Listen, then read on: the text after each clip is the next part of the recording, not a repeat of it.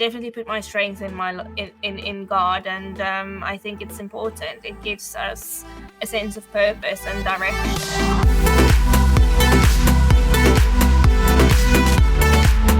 Happy Motivation Monday, winners, and welcome to episode 269 of the SuperSetYourLife.com podcast. This is your bi-weekly dose of entertainment, education, and inspiration to fuel your life inside and beyond the gym, and I am your host, Coach Colt. We are discussing biohacking, brain, and gut health this week, and there's no one better qualified to teach this topic than Marilu, all the way from the UK. She is a carnivore in terms of how she eats day to day. She loves Jesus Christ, and she's got an MSc in psychology, so we've got a lot in common. Pretty much everything, probably. So we don't know each other than the 5 minutes that we just got to know each other before hitting the record button just now, and so I'm ready. I'm ready to listen, and I'm ready to learn. So Marilu is a behavioral scientist, a consultant, and aspiring neuropsychologist, and her website is www.mariluluhayes.com. I'm going to put links to these in the show notes of this podcast. Her Instagram is mariluluhayes, and she's the one with 10,000 followers too, by the way. So go give her a follow, and I guess that'll make her 10,001. That's my goal. I'm getting there. Marilu, welcome to the SuperSetYourLife.com podcast. Thanks, Colt. Thanks for having me. I'm really excited to be here. Definitely. So, what do you eat in a typical day, and why? So, very exciting question. So I used to do 3 meals a day, and I did breakfast, but it was completely animal based. So it was eggs for breakfast, usually with bacon, and I make the eggs and the bacon in beef dripping. So I only use beef dripping and butter to cook my food in. And then for lunch, it would usually be about like mince or some chicken, usually chicken thighs because it's a little bit more fattier. And then for dinners, we do steak and butter. And now I've kind of cut down to 2 meals a day. So I eat lunch and dinner. So I eat chicken, and then in the evenings I do steak and butter. Wow, I think we have every single one of those things in our fridge over here. Cool. Sounds like sounds like we're all dialed in. Does your entire family eat this crazy way, or do they kind of like add other things like more variety in, like normal people do? No, so actually, myself and my husband, we eat carnivore, and the little one is on it as well. So he started from baby. Obviously, he's still a baby, but we started with his baby led weaning. We did. He had like beef shin. He has chicken. He has occasionally eats a little bit of avo as well, just so that he has a little bit more fat in his diet to avoid constipation.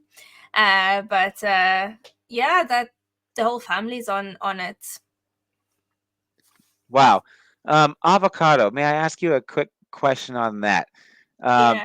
That seems to be like almost like a divisive thing within the carnivore community. There's like a lot. There's a lot of I guess athletes and doctors that would consider themselves carnivores or hypocarnivores or whatever you want to call it, predominantly meat based. That swear that avocados have no place in a human diet, in a proper human diet. And then there's seems to be like another camp like Sarah Zaldivar that are like big fans of avocados. And I don't really know where I am in that camp. I used to be anti-avocado. Recently, I put avocados in. I feel great. I love them. And now I've had 5 people ask me why I'm putting avocados in my diet. so you eat them? You eat? Do you eat them regularly? Like your entire family? What? No. So my husband doesn't eat avocado at all. I don't really. I like avocado. I don't have a problem with it, but it's not really something that I eat with my diet. I think I just wanted to kind of introduce some more fats in, but stick to healthy fats essentially, because obviously Yeah. for the little one, he eats like full cream milk, he drinks full cream milk, he eats cheese and cream cheese, so he does get plenty of fats, but I just want to kind of ensure, that he gets that healthy fats that kind of just, prevents the constipation. So Cool. I'm glad that you said constipation actually too, because not to be graphic, but that's also sorry. something that I know. No, please. It's actually something that we talk about frequently on our show, because it's very important. It's like the first question that comes up actually on the carnivore Mm, diet, right? It's like, well, what happens when you don't fiber? And I'm like, when you don't have fiber, and I'm like, your entire life changes for the better, like in every yeah. single way. Oh But yeah. I'm not gonna lie. But I'm not gonna lie though. Like, I don't know. I just felt much better, and like things were smoother with the avocado. Not that they're not otherwise, but it just felt better. So yeah, I think it's cool. the fats, like I really think it's due to, like, it comes down to the fats. I really struggled with my gut and Yeah, constipation and stuff prior to going carnivore, and on carnivore I'm not constipated. If I introduce anything other than meat or fat, I get constipated. Like it's actually quite interesting. wow, yeah, that's fascinating. I'm the same way too. I read a horrible book that had no it had nothing backed by science in it whatsoever. It was just some guy that wrote it, and I was just kind of in my early 20s and didn't know any better. And I was dealing with hemorrhoids, and I read the book, and it was called The Cure for Hemorrhoids, and the answer to it was just putting like a whole bunch of fruit in your diet. And uh, yeah, I mean, like that can kind of force things out, but that really damages Mm, your gut though, because mm, because the inside of your small intestine is like it's like a smooth like garden hose. Like if you just look mm. at it, it's like, yeah, large jagged objects aren't supposed to go through it, and that's basically what fiber is. Like your body can't digest fiber, and so it goes through. And like, yeah, if there's something stuck in there, it'll force it out, but like more like a laxative. It's not a natural way to improve your bowel movements if that's something that you But struggle with. but Is also that, the that sugar would you on agree the with other that? hand, it's the sugar on the other hand is the problem as well. Um, Yeah, you put the two together, and for sure. Cool. You were mentioning milk for your son. Is that something that you do very often? That's something that I haven't really done in a while, and recently I started putting it in a little bit before my workouts. And I'm not gonna lie, I feel better. I feel like I'm retaining a little bit of water, but like in a good way. Like it's giving me a little bit more leverage than what I normally have. Other than that, I never ever have carbohydrates in my diet. So basically, like 20 grams of carbs pre pre workout from milk. I'm not sure if you have any thoughts on that, or if that's something that you have in your diet, or if you consume. so currently we do have some milk, and like I eat some cheese, but my husband doesn't eat cheese. Um, but yeah, like I think for the little one especially, I think just getting, hitting his calories essentially, and making sure that he gets those fats in. um that's kind of basically why. And he's only Cool. recently transitioned kind of from breast milk, so um it was just more a transitional thing to get him to kind of transition from breast to kind of cow's milk for the time being. Yeah. Cool. Very, very good. Awesome. Well, thanks. So, switching gears a little bit, Exodus 15:2 is on your Instagram profile, loud and proud. Why is this verse important to you? I don't know what that is off the top of my head, but I have my Bible with me. So let me pull it up. Yeah.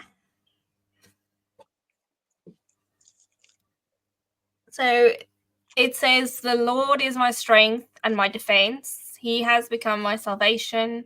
He is my God, and I will praise him, my Father's God, and I will exalt him." And I think it's important to me because I've been through a lot in my life, and I've experienced a lot of trauma in my life. So faith has been the one thing that's kind of been constant throughout my life, and Yeah. it's been kind of my rock and my anchor to hold on to. It's kept me grounded, and it's given me a purpose. Like when I felt like I didn't have a purpose. It's funny how it does that sometimes, you know. And then there's been times that I felt that I've like kind of hit rock bottom, and I was on my knees, and I felt like, how do I get up from this? And you know, God is a God has a sense of humor, you know. So yeah, he definitely Totally. does. So he's definitely given me the strength to kind of, get up from situations like that, when I thought I wouldn't be able to, and he's enabled me to kind of carry on. So yeah, I definitely put my strength in in God, and I think it's important. It gives us a sense of purpose and direction. My translation says, "The Lord is my strength and my song," and that's the same as the ESV translation too. What did your translation say? Oh, it says my. I've heard that version. Yes, it's mine says, "The Lord is my strength and my defense." Oh, cool. So I wonder Yeah, what that word is. So basically, there's probably a Hebrew word that could be translated yeah, either defense or strength, and probably song. kind of like means both basically. Yeah. You said that God has a sense of humor. Proverbs 28:1, the wicked flee when no one is pursuing them. That sounds like God saying, "Don't do cardio."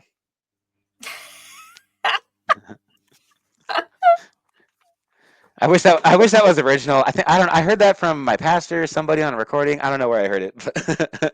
That's um, brilliant. you Love li- that. Thanks. So you recently had a conversation with Dr. Kiltz, apparently, and I was like looking for it. I was like looking on his channel and your channel, and I couldn't find it. And so, uh, what is it published yet? Like, what did you guys talk about? Yeah, so it's not published yet. I think they said, Okay. because we only had the conversation on Wednesday, so I think they said about a week or two, and then they'll sort it, because it was on his podcast, and it was quite, it's always an interesting talk, and we talked about a lot about behavior, and why people don't necessarily follow a carnivore diet or a healthy diet. And Yeah. I know he asked me about the running, and he was like, "Well, Oh, what do he you did. think?" No Yeah, kidding. yeah, he Okay. did. Okay. But yeah, he basically just asked, what do I think it's necessary? And I mean, I don't think it is. I think, there's a lot of evidence that says lifting weights is more beneficial for mental health.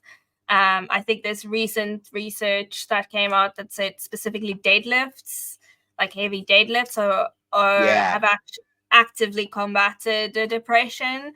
So Yep. I think it's more about moving your body. I think going for a walk is good because it gets you outside, it gets you in nature, it gets you moving. But doing resistance training, I think, is where it's at.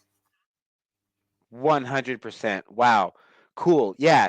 And I'm so glad that you said it that way too, because I think most people would disagree. Most people would say that it's healthy to go for a run, particularly long distance. And wow, well, you feel so good when you're done with it. And I was listening to Dr. Kiltz this morning. I found his TED Talk. Have you ever heard his TED Talk? No, I haven't. It's probably the best speech I've ever heard of all of the like hundreds of hours that I've listened to of his content. Yeah, that's how Oh good it is. wow, I Uh, will go have a look. I will go have a look. I'll send you the link. Yeah, Oh yeah, so that will it's be brilliant. it's so good. About halfway through, he talks about his philosophy on running, like what goes through your brain chemistry while you're running, Mhm. and you feel good. There's endorphins that are released, and you feel less pain, right? So whenever I go for a run, that's why, excuse me, I got a little bit of a sniffle. That's why the first half hour, that's kind of all I have to worry about, because after I've been running for a half hour, my my legs are just like kind of numb anyway, and then I feel Mhm. great for the next half hour, and then I don't know, I feel like it helps like with my state of like mental well being.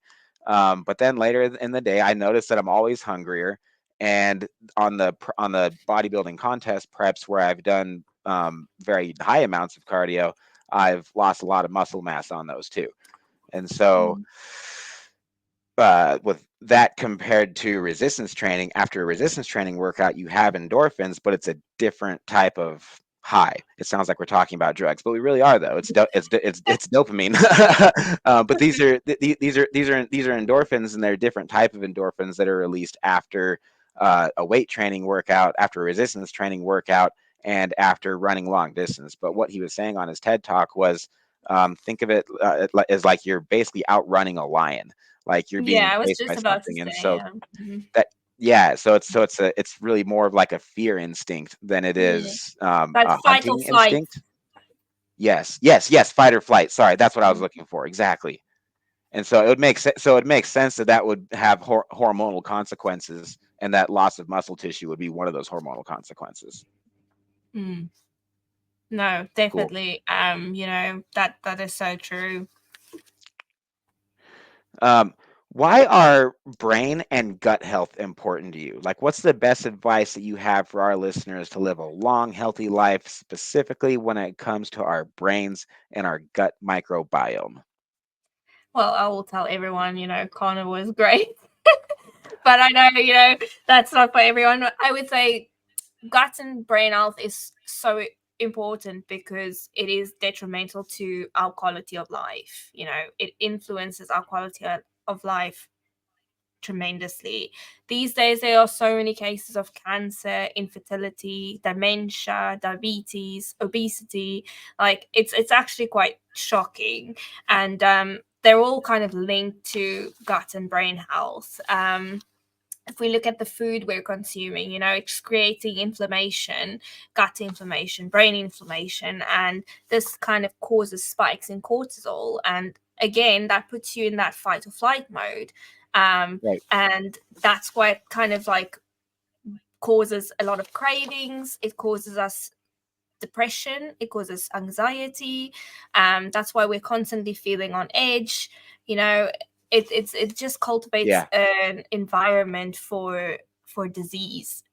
It like stress is the biggest killer of everything essentially. And from research we know like how significantly like mental illnesses and these things can affect our brain structure.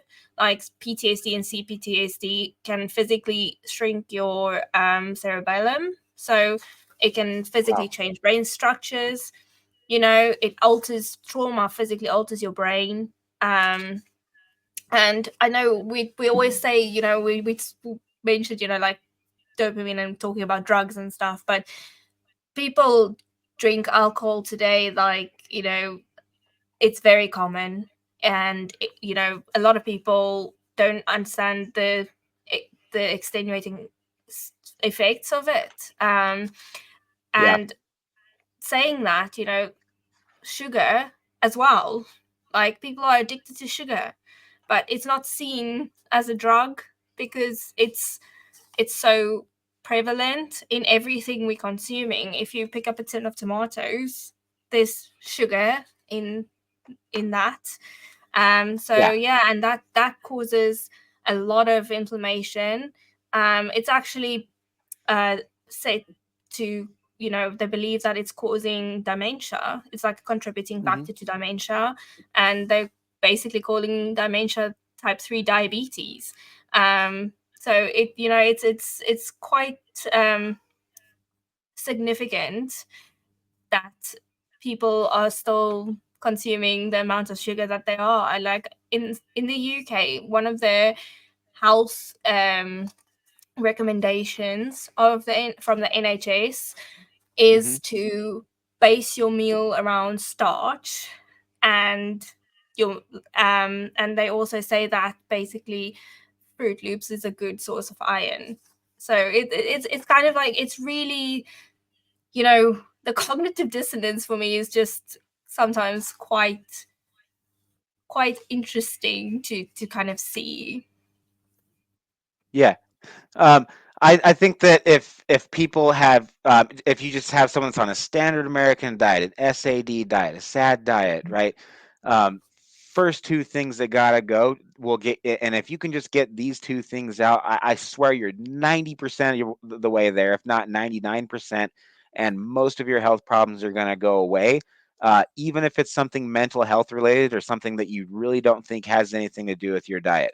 But if you take alcohol out, and if you take out processed sugar, man, oh man, you're pretty much there. Which, I don't know. Would you think that that's fair? Is that 100, like an is that like an overclaim on how detrimental sugar really is to your health? If we're just No. really going to be honest with ourselves, but nobody wants to admit it. Mm-mm. The problem is that people want to hear what they want to hear instead of Yep. what they need to hear. So you've Yep. got all these influencers with millions of followers telling people that it's okay to eat that donut. A little bit won't harm you. I mean, a little bit of cocaine is bad for you. Like, you don't go do a little bit of cocaine because it's bad for you. Um, Yeah. it doesn't make a difference how much And your brain if can't you do a little and if distinguish. you do a little bit, are you going to be fine? Like, I don't know, probably. Like, some people probably will, some people probably won't. But Hmm. if you do it over and over again, you for sure won't. And so it's the same thing with sugar too. I It's like some Exactly. people can handle it in moderation, and some people flat out cannot. But it's the problem is the addictiveness of it. Yeah, And that's what's the problem, I like, think most people cannot. yeah. And I think the other thing is that when you're saying to people, essentially, it's okay to have in moderation, like, what is moderation? Is it once every 6 months? Is it Mhm. once a week? Like, some people just go absolutely ham and they binge on, say, for instance, weekends, and they'll go, oh yeah, but it's my cheat day. Or, I mean, yes, but that just disrupts your entire endocrine system, and it's just Yep. disrupting everything. um it's putting back the inflammation, and it's causing that inflammation, and then you have to reset your system, essentially. So um I just think it's not worth it, personally. But it's obviously, it's up to everyone. It's their preference, to kind of like decide what they want to do. I think that was the most fair way, just for whatever it's worth, that you could have possibly worded it. I think we all need to acknowledge that it's a drug. There's not Your body doesn't need it. Your body does not need 1 gram of sugar. Your body will thrive without sugar, and you will die without any dietary fat. So let's just all get honest with ourselves and go, okay, we don't need it, and we know how detrimental it is. Now, let's just be honest with ourselves. We live in the real world. We have an ice cream uh, drive by right across the street from our house, and yeah, like, when we drive by it, we totally spoil our kids sometimes, and it's no big deal. Mm. In our own house, it's just not something that we have around. So that's kind of where our limitations are with it. Um, some coaches and some doctors would say that that's too much. um, I don't know. I think that's being kind of a tightwad about it personally. But that's also for them too. Like, for me personally, I know my limitations, and I know that having an ice Mhm. cream cone for me would be a horrible idea. So when we go to the ice cream place, it's easy. They have really, really good burger patties. I ask for a burger patty, and everybody laughs. They're like, "Oh, of course, Colt, the bodybuilder, like, he's eating meat." And I'm like, "You're damn right, I'm eating meat." And it's just, and it's fun. But I don't know. Some people worried about, like, fitting in when all their friends are having cocktails and stuff, and there's nothing there's nothing weird about having a burger, or having a steak, like, socially, No, in my opinion, or in my experience. no, not at all. And I think you said it so well when you said, like, your limits. It's so important. Hmm. That's such an important point. Like, if you're not honest with yourself, then you will never heal. You'll never move forward because you Right. don't know what essentially to improve on.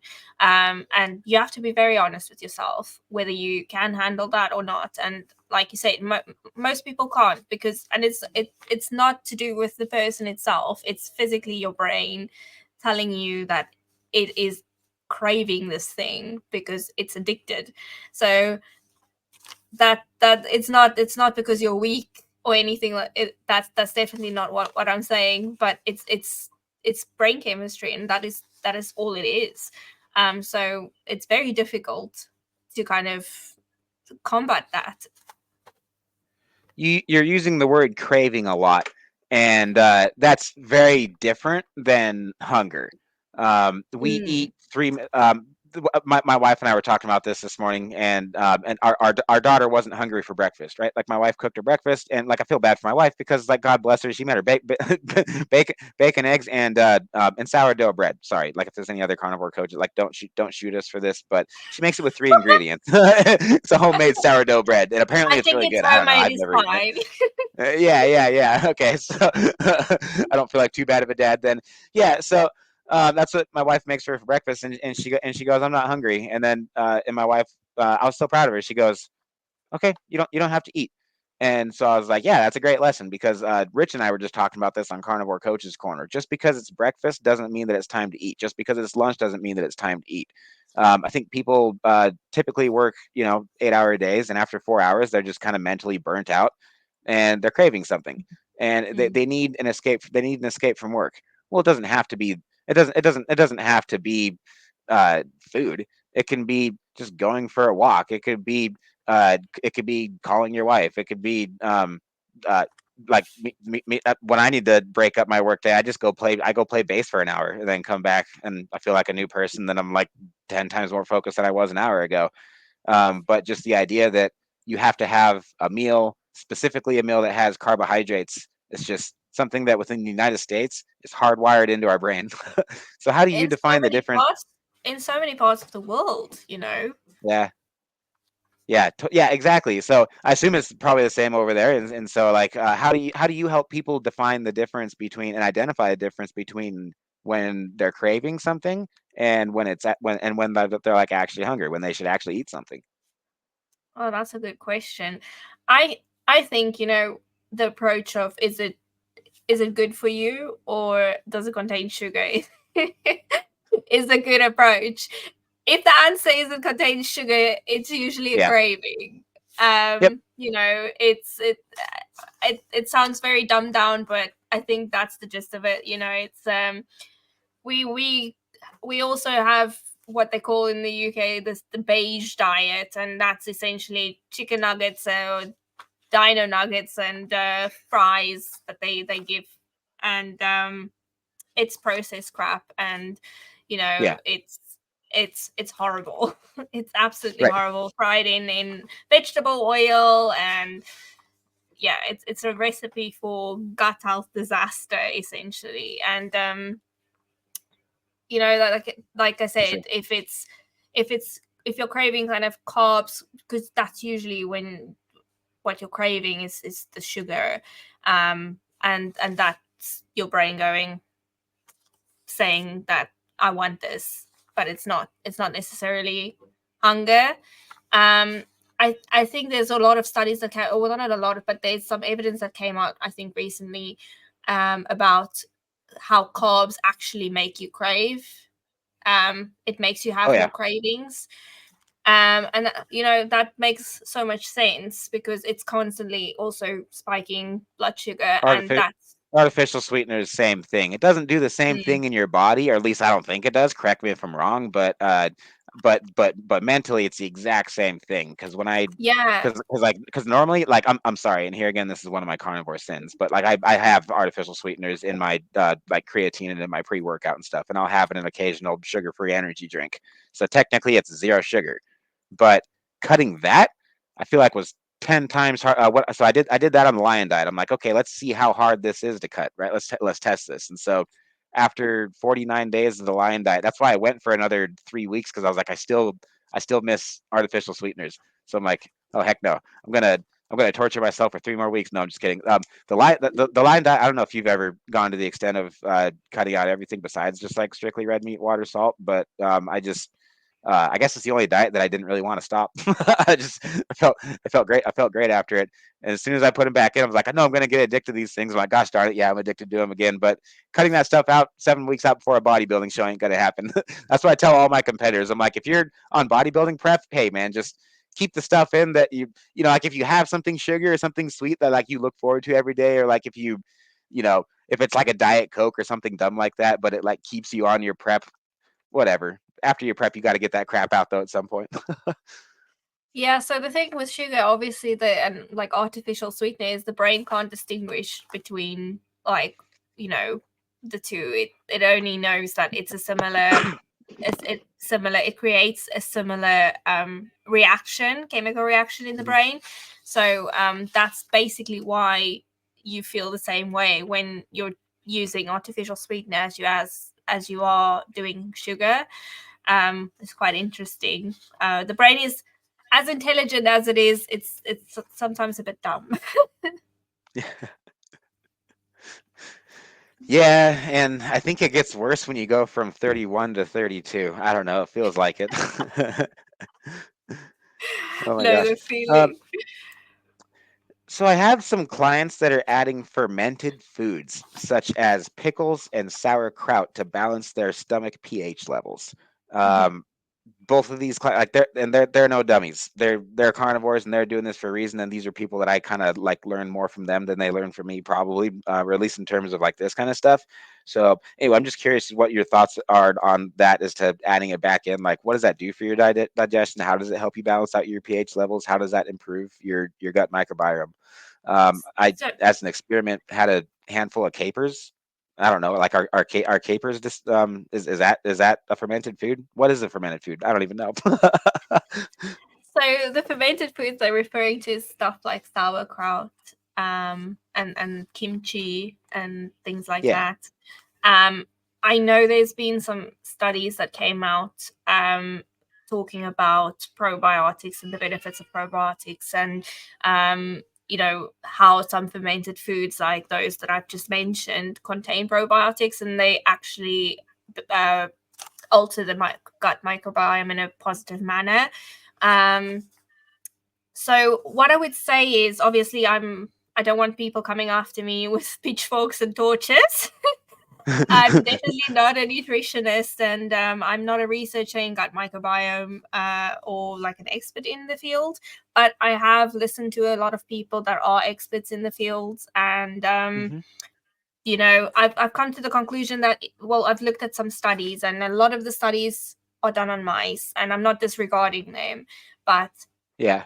for this purpose, I think there's the correlation is quite low to kind of bridge that gap, and say that this is exactly how the human gut microbiome would react. I know a lot of studies have been done on human fecal matter. However, what I would ask is, what was those people's diets like during the study? Were they on a standard American diet? Were they on, and I would say the British diet's the same. It's just as unhealthy. So were they on an unhealthy diet? That predisposed an unhealthy gut microbiome, and have they even looked at maybe comparing the gut microbiome of someone that's carnivore? Like, was that investigated at all? So I wouldn't dismiss it. I'm not saying it doesn't work. I'm not saying, because obviously clearly the evidence is saying that it does change your gut microbiome for the better. But I think it's important to look at, and I think this is with all studies and all research, you have to look at it kind of in a holistic manner, and you have to consider the bigger picture, because usually, especially with the mice, research, the research that they do on mice, it's a very, very controlled environment. And there's other things such as food interactions, like the way certain foods interact in our gut. So there's a lot of factors, and if you're not controlling every aspect of what people are consuming, it's kind of very difficult to pinpoint whether this is actually beneficial. And my opinion is, if you're on a unhealthy diet and you're essentially telling that person you're taking them off that unhealthy diet and you're giving them healthy food, they'll probably like improve, like their health will improve, their mood will improve, their mental health will improve. But you've cut out sugar, you've cut out the things that will do harm, essentially. But that doesn't mean that the diet that they're now on is good. I don't know if that makes any sense. Absolutely, 100%. Yeah, that made so much sense to me. I'm sure they'll understand it better than I did. That's what So show what notes are for. No. That's perfect, Marilu. I'm gonna tag them and put that in the show notes. Seriously, when I record with Richard, usually I don't understand it until I would go back and I've listened to it about 5 times, and I've like repurposed it and made a couple reels out of it, and I've like talked it through with my clients. I'm like, do you understand this now? Yeah, I think so. Yeah, okay. And then we get back to it. I think what I want I to think just add is Go ahead. that I think we've only scraped the surface of gut health and brain Sure. health. Like our brains are so complex. It's such a complex organ, and I don't think gut microbiome by any means or stretch of the imagination is simple to understand. And I think we've only like scratched the surface with regards to that. And I also want to say that health and wellness is not a one size fits all. Like, I can completely understand that fermented foods is beneficial for some people, but there are some people that cannot eat fermented foods, and it increases inflammation. And if Wow. so yeah, it's for me personally, like I can't eat those kinds of things. Like, it just does not work for me. But that's the thing. I think it's difficult to understand whether, is there a certain makeup towards gut microbiome? Is everyone's gut microbiome the same? It's interesting. It's an interesting field, and I think we have a lot to learn. Yeah. You're talking about how complicated and how powerful of an organism the brain is. I heard on a podcast, so I just wanted to ask your opinion on this, if this is something you've heard too, that chess players actually burn a lot of calories Oh just yeah. because of how hard they how hard they concentrate, and so like they have to apparently have their diet, like world famous chess players have to have their diet in check, like because of that. I'm just curious, like, what does that do in terms of energy expenditure? Do you know at all? I Have you ever heard of I that? used to know what the stat was, but I am going to lie if I tell you, because I'm terrible at remembering statistics. But it is something crazy. Like, the brain consumes a lot of energy. I Yeah, don't think we always realize how much it does use. Because if we think about it, it's keeping us going. Essentially, it's what's telling our organs to function to some extent. So obviously, there's a relationship between the two, because the neurons are sending signals back and forth. But it's essentially communicating the whole time. So it is definitely there's validation in that statement. for sure. Yeah, and I think that's why we always feel brain dead, and you have the worst brain fog on the days where you do lots of low intensity cardio, or at least I do. Yeah, I don't know. mentally taxing things tends to definitely make you really tired. Right. But like We've got like after that, that's why I trained legs before this podcast, because I didn't want to be brain dead for it. Hopefully, I'm not brain dead. I don't feel like I am. But yeah, like you're doing good. before, it's perfect actually going and training with the band, because I'm able to I'm able to combine that with training a client, which actually pays for my gas to go rehearse with the band. But I'll make sure that my workouts right before our rehearsals, we're doing heavy lifting, because like then it's like I'm playing great, and I can play all the right notes, and I can hit and I'm playing in the pocket, and I'm keeping time and everything and doing my job. But if I've had like a big meal or something, or it's just it's not the same, and certainly not after like a long run or something that is just more taxing on the brain and body that way.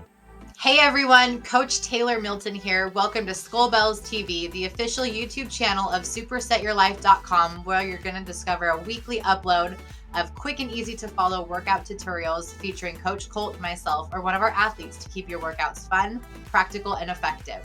Our family's latest keto carnivore recipes that fuel Colt's competitions and keep myself and our kiddos strong and healthy. Video uploads of the supersetyourlife.com podcast, now over 100 episodes.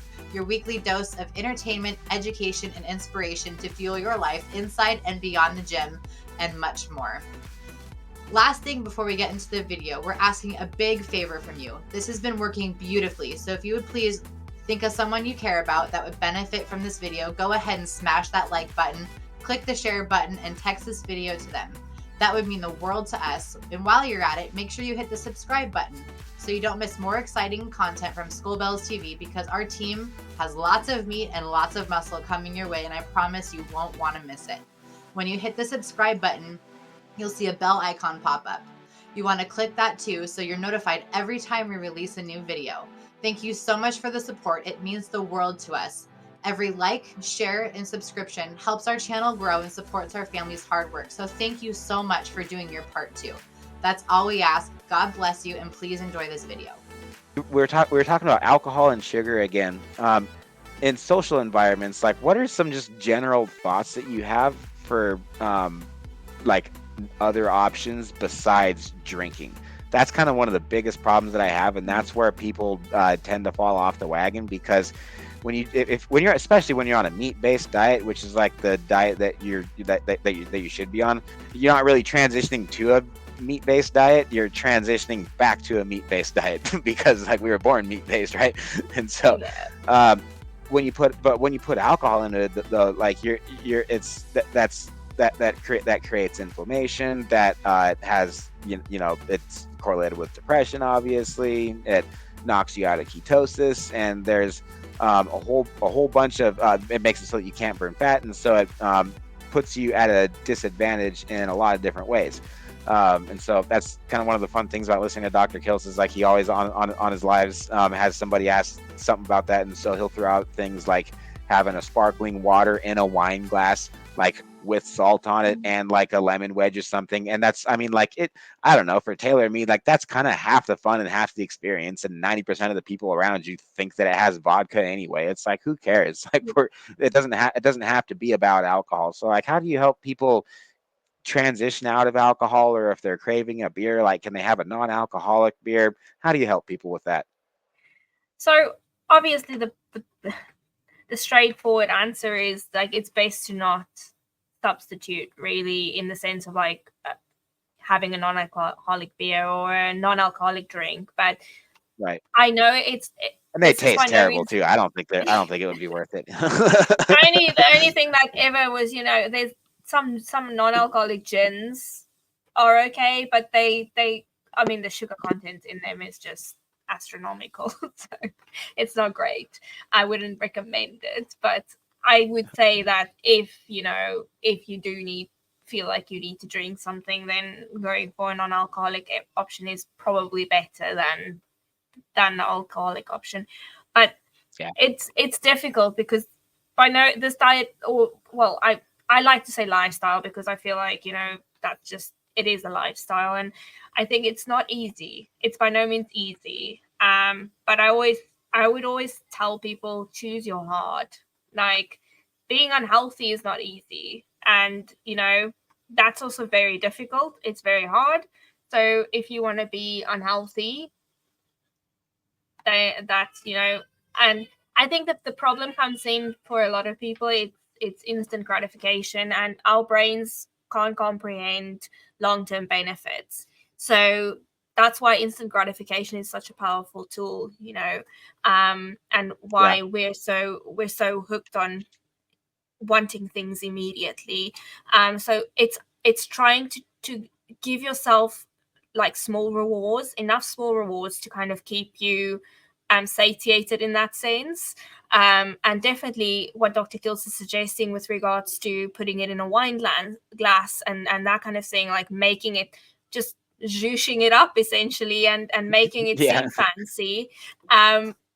That's enough to trick our brains. It's like, instead of Right. having a big plate, when we used to help people eat less, giving them a smaller plate as opposed to giving them a big plate would make them aid to help make them eat less. Or when they go shopping, for example, give them a smaller trolley and they'll shop less. So it's kind of things like that.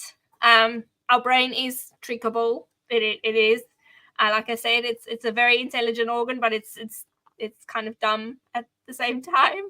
So you can trick your brain into essentially, seeing things differently. And yeah, like that I drink sparkling water. I have no problem going out and having a glass of sparkling water when I'm out with friends and kind of drinking that. But it takes time to get there, and it's staying consistent. I would say, like, just small habits and consistently doing it. It will get you into that routine where you start reaping the benefits, and the benefits will outweigh the social pressure. So I feel more like a lot more energized. I feel a lot more motivated and disciplined when I'm like following this lifestyle strictly, and that outweighs the hamming it up and going on a bender every weekend. So yeah, I think if you get to that point, because you just have to get over that hill essentially. I always say, there's a 3-month mark. People around the 3-month mark, people fall off the wagon, and then it's just getting past that point, and sustaining that. If you can make it 3 months, you're golden. You're never falling off the wagon. Shouldn't. Yeah. I love it. Please don't shoot me for saying this, but I don't do this personally, but what I do recommend is, like, for the people that can handle it in moderation, for however we want to define that. I think that anywhere from 3 to 5 3 to 5, that might be a little high. 1 to 2 drinks per week for the average person. Like, even on contest prep, I'm like, okay, like, have some fun. If you're gonna do that, I mean, your best bet are things like, my wife will occasionally have a Truly, and it's 0 sugar. It's sweetened with stevia, and I don't know. I think there's like a cheap vodka in it. They're pretty tasty, actually. They're really good. I always have like a sip, but I never want to have the entire thing. And then, I mean, those things are pretty bomb. I don't know. I feel like you're not doing a whole lot of damage with that. And then the drummer in our band, he will just sip on beer. He just like has to be sipping on something. He gets nervous, and so he just feels better. Other than that, he's actually a strict carnivore. Our lead singer is a strict carnivore. Our guitar player is like, you guys are crazy. but the 3 of us are actually all on it. Yeah, and it's actually fun because, like, they'll tell. I'm like the band nutritionist. Like, they'll tell me whether they've been on their diet or not, and they'll tell me like how it's been affecting like their own practice at home on their own time. But yeah, our drummer, I kid you not, will be drinking a Miller Lite. It's always Miller Lite. I don't know why. Yuck, of all the beers that he could pick, but he'll be drinking a Miller Lite and not miss a single beat, and it is the funniest thing.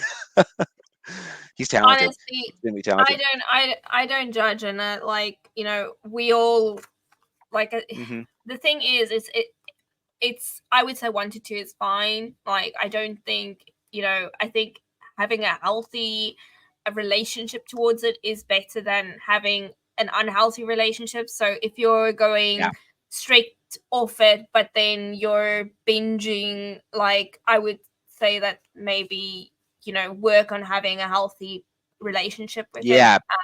And be careful with that, and don't just say, oh, it's a refeed. No, it's not a refeed. You fell off the wagon. Be honest with yourself. Yeah, exactly. So as long as there's a healthy relationship, then, and it's on occasion only, then I don't think it's that much of a problem. But it is going to affect things. I don't think you can tell yourself that it's not necessarily going to affect things. But if you do small amounts, like 1 to 2 a week, but I wouldn't say that maybe every week is a good thing. I would say like every now and then is fine. Um, The less yeah, the I better, think absolutely. the Yeah. less the better.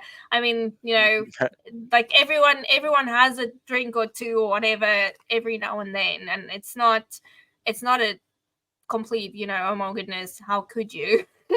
But it, like I said, at the end of the day, I think having a healthy relationship and healthy boundaries is more important than, because Yeah. it'll still benefit you. It'll still benefit you. Yeah. Yeah. That's very, very good advice. It's very, very fair advice. Um, Somebody comes to you and says, "Hey, I fell off the wagon." It could be binge drinking, it could be binge eating.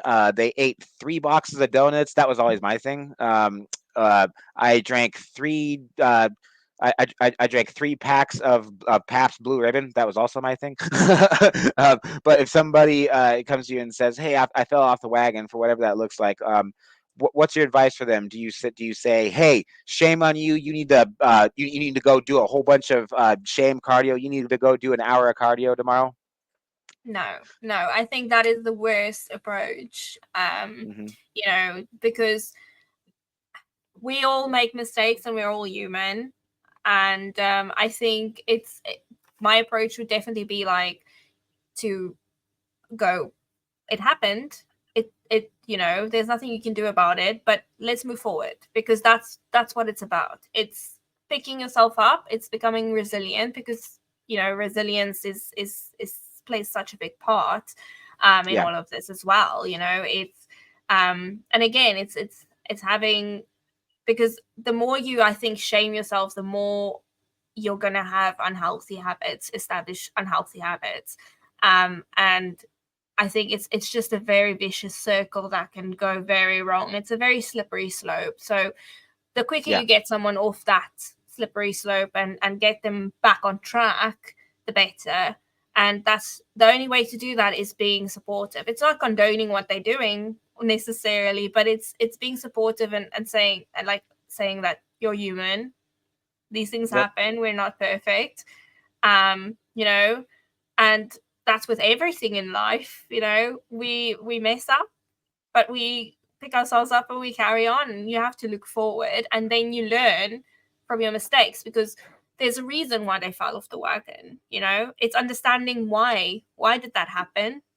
Was there something in their life that was extremely stressful, and they couldn't cope, and that made them kind of, that prompted them to fall off. Because the problem is, obviously, Hmm. we form neural connections in our brains, and things that are kind of like regarded, like related to addiction and that kind of thing, like sugary bad habits, they're very powerful neural connections.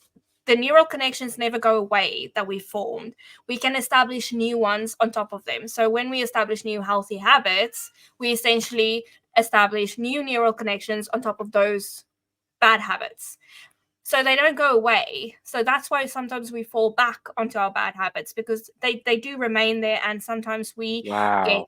there's a cue that, makes us essentially fall back on old habits. That's, yeah.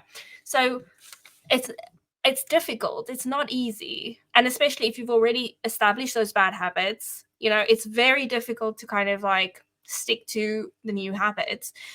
So that's what I'm saying. Like, shaming someone that's not conducive to their recovery. That's not conducive to any of that. But understanding what was the cue that essentially made them fall back onto that habit. Was it the setting, the environment they were in, or was it maybe like just peer pressure, or like, that's more important to understand, and then helping to build resilience so that they don't fall back on those habits when they're in that situation again. That's what's kind of key. Wow. Wow. Very, very, very, very helpful. You were talking about neural connections and reinforcing those bad habits. And the best analogy that I have for it, this is a really embarrassing story, but I'm actually okay with sharing it. But uh, about 6 or 7 years ago is when I stopped my pornography addiction. And I actually brought that into my marriage for about 3 or 4 years. And so there were a lot of, I guess, like psychology books that I was studying at the time to try to figure out how to stop. And one that I found particularly helpful was by Mark Driscoll, actually, who, just for the record, I'm not. I, I don't know. I mean, some of his content's good, but this content of his was particularly good. That's all I'm gonna say. That's all I'm gonna say on that. I actually used to live like a rock's throw away from his church, actually, in Seattle, Oh wow. Washington, Mars Hill. Yeah, but anyway, he was describing it as it's like is basically what happens is like it's a pathway, and so we live in a rural area in Montana, so there's like lots of pathways outside, right? And so when when all the cows follow one path and they keep going in that one path, it creates this giant trail, and like that's basically what happens in your brain. So like you have this bad habit, and then that bad thought gets reinforced, and every time you give into that bad habit, then it like deepens that trail, and it makes it easier and that much more appetizing to go back into it. And so you're actually creating uh, permanent physical damage inside your brain. Does Mark Driscoll and my summary of that kind of back up your understanding of it? Yeah, I would say it does touch on it. I mean, the physical damage is more, I think. Well, there is a physical damage because obviously we know that like pornography rewires your brain completely on how you see, love and all that stuff. But obviously you would know Yeah, from probably obviously the research you've done. And I want to commend you because it's not easy. That is really not easy thanks. to overcome. And I can't imagine how hard that must have been. There's so many people that struggle with it, and I think you being open about Yep, it is really powerful. thanks. Yeah, I guess don't be too proud of me. There's other stuff I gotta quit doing, like swearing, but we gotta take them one thing at a time, right? One thing at a time, one thing at a time. um, okay, well, let's go from one embarrassing question to another. Um, what on earth is a neuropsychologist, and why is this important for you to pursue? So, a neuropsychologist essentially studies behavior and cognition and how it Mhm. relates to the brain and the central nervous system, specifically, in cases of brain injury or severe mental illness or mental disorders. And it kind of started around the 19th century, but it's only been like a distinct discipline in the last 60 years or so. Yeah, And yeah, so it kind of looks at how brain injuries and these brain illnesses affect cognitive and behavioral functions in the brain. So I've always been very passionate, about understanding human behavior. And my personal experience with PTSD and traumas and addiction and alcohol abuse, has kind of fueled me to be passionate about helping people because I've seen what kind of destruction it can cause. And how debilitating it can be for the individual, but also for people around them. So I think that's kind of where it stems from. And I think in today's climate, it's especially important because if you look at statistics, I'm going to throw some statistics out there now. 1 in 6 people in the UK has a neurological condition. That's quite significant, and wow. 800,000 hospital admissions result from neurological problems. There's more than under 40s are killed by brain tumors. More under 40s are killed by brain tumors than any other cancer. Um, they also the number of people Richard Smith just had someone with a brain tumor on his show, and he oh like really? can't even yeah, he can't even this dude can't even function. Can't he's not himself if Yeah. if he has any plant products in his diet. Just to be completely transparent right now too. Hopefully you don't hear any yelling in the background, but I should probably get going like sometime within the next 5 or 10 minutes. Yeah. Our son is on the autism spectrum, and and sometimes I don't know, maybe he found some sugar or something. but when he's not eating a meat-based diet, he's not himself. Like, just clearly not himself in a very, very bad way. And I think I'm kind of the same to a lesser degree. It is hereditary, so there is a very big chance. Probably. So I'll kind of wrap it up quickly then, and No yeah. problem. So I just want to, the number of people with dementia is set to rise to over 1.1 million by 2030. So I think it's Wow. very important, and that's kind of my driver. Obviously, I'm not here to play God or anything, but if I am his vessel, and if I can help in any way I can through my knowledge and my personal experiences, then that I would love to do that. So that's kind of why I really want to help people. Where's the best place for our listeners to go and find you and your content? What's the hottest project that you're working on lately? So I would say that I've obviously started my behavioral change business, but Mhm. I'm currently looking into how carnivore diet can benefit stroke patients during their how it can facilitate their rehabilitation.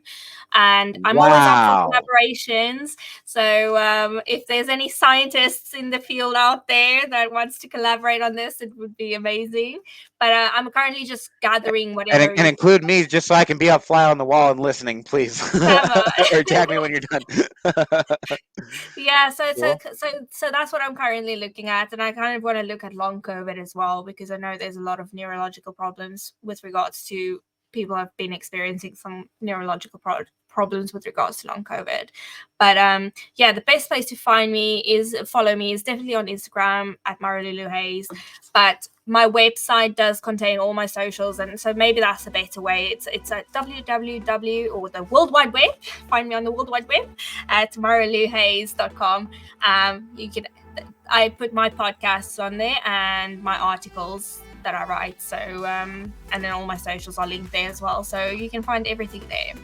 And as a gift, I want to just say that I'm happy to offer all your listeners free consultation with me if they are interested in working with me. Whoa, that is extremely generous, because I don't do that. Like, that's awesome. Seriously, no. When people book a consultation, it's like, hey, like that's a lot of work. I mean, you got to plan ahead for it. You got to be ready. You got to be on your A game, ready to answer questions. And so that's very, very generous of you. Yeah, thanks so much. Anybody, if you've had a consultation with me, or if you're one of my clients, please hook her up. I'm sure there's links through everything that she just described. I'm going to put those in the show notes of our podcast. So go follow her, everybody. All right. Marilu, you have been such a joy. Yep. God bless you. Thank you so much for your time on our show. God bless you too, and good luck with everything that side. Thanks a lot. I really want to record again too, so hopefully that happens sometime soon. Hey, podcast, Coach Colt. I'm just going to wrap things up right now. Wow. What did you think about that talk from Marilu? Yeah, we're definitely going to have her on the channel again. I would really like to get her on Carnivore Coach's Corner, actually, and take a real deep dive into nutrition and ask some more advanced questions. And so you could probably expect that to happen pretty quickly on Carnivore Coach's Corner. We're going to be recording again for her show this weekend. So anyway, a couple closing announcements just to wrap up. Superset Saturday, that's our newsletter. So I've been doing Superset Saturdays, I don't know, I think like about a year, for a year now. I was inspired to start doing this newsletter because Robert Sykes has something called a 7-set Sunday. So I totally asked him when he was here at my house, actually, if it was okay if I basically copied the idea, but just did it on Saturdays and called it Superset Saturday. And so he was like, yeah, absolutely. And so he kind of taught me how to do that. I've been doing it ever since. It's been a fun creative outlet, because like when I type an outline for a podcast, it's already most of the content that I would need for an article or a blog post, or a newsletter, really. And so I don't really consume a whole lot of written content. I'm super, super busy, as you know. And so I'm always listening to podcasts on the go and on the fly. And I always have my journal with me and my iPhone, obviously. And so whenever I hear something that I want to make note of or go back and revisit and take a, like a deeper look at, then I'll put notes of what I'm learning in my Google Documents on my iPhone. So I'd never have an excuse to not capture that information. But anyway, that's just how I learn. So if you're subscribed to my newsletter, great. Thanks a lot. I don't know. I think that we get probably 1 or 2 people replying back and say unsubscribe. That's okay. I subscribe to unsubscribe to other people's newsletters. I'm never offended. But I don't know. And then I'd say that we probably get 4 or 5 people that email back with their thoughts, and just and it's just a good conversation for the 2 or 3 of us or whoever it resonated most with throughout the week. So that's kind of been the strategy behind it. If you want to be on my newsletter and you're not, it's Colt at supersetyourlife.com. Just shoot me an email, as simple as that. It's actually, everything is on my computers, all of our email lists and everything. And so we're not even using like MailChimp or anything super professional yet. So that's kind of the next step. But anyway, that's what our newsletter has been over the last year. And yesterday I sent one out that was actually quite a bit different. Well, I'm pre-recording this for Monday, and so it's 2 days ago by the time you hear this, if you're listening on Monday.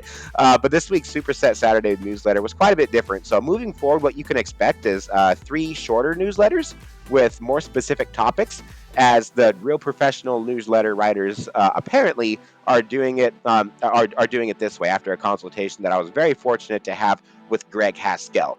We had him on our show a couple weeks ago. He's the customer engagement specialist of The Fittest, and I didn't even know that before we started talking. And so we became best friends after the podcast. Actually, we've been talking ever since. And he was very honored to ask me, I was very honored that he asked me to write an article for his magazine on the highly studied and controversial topic of intermittent fasting and its long-term effects on bodybuilders and non-athletes that would simply like to have a more muscular and a leaner physique. So I actually co-wrote an article last week called O.M.A.D, which means 1 meal a day. The Fountain of Youth or Metabolic Death Trap by Colt Milton, Sarah Lawrence, Samantha Cambeck, and Danielle Fisher. Those are 3 of my female clients. I decided to pull opinions and anecdotal evidence from the ladies that I'm training specifically because women have much more fragile bodies hormonally. Women have a 30-day hormonal cycle. Men have a 24-hour hormonal cycle. So we're basically the same hormonally every single day. All that to say that as a coach, most of what I learned from fasting has come from all of our ladies, because women seem to be much more intuitive about when and how to fast. That's just my experience. So that took a really deep dive into a bunch of science on intermittent fasting, basically everything that I could possibly find on how it affects your metabolism. And basically to summarize, 1 meal a day, if you want to eat 1 meal a day, it's awesome. It's great. There's a whole bunch of health benefits to it. I definitely don't have time to talk about it now. But if you want to read all about it, we went very, very in-depth on it. So I'm going to put a link to that article in the show notes of this podcast as well. Let's see. Other than that, our dad joke of the week. Sorry, this one's a little bit darker than normal. You guys ready for this one? Okay, so context, our drummer for our rock band and I decided, for Chevy Walker and I, decided to name my new bass guitar. We decided to name it Charvello. It's a Charvel. I paid it off 2 days ago too, actually, so I'm pretty amped about it. But my wife Taylor goes, "Where are you going, babe?" And I was head out the door. I was like, "I'm gonna go train Ledoir, work out, and then rehearse with the guys after that.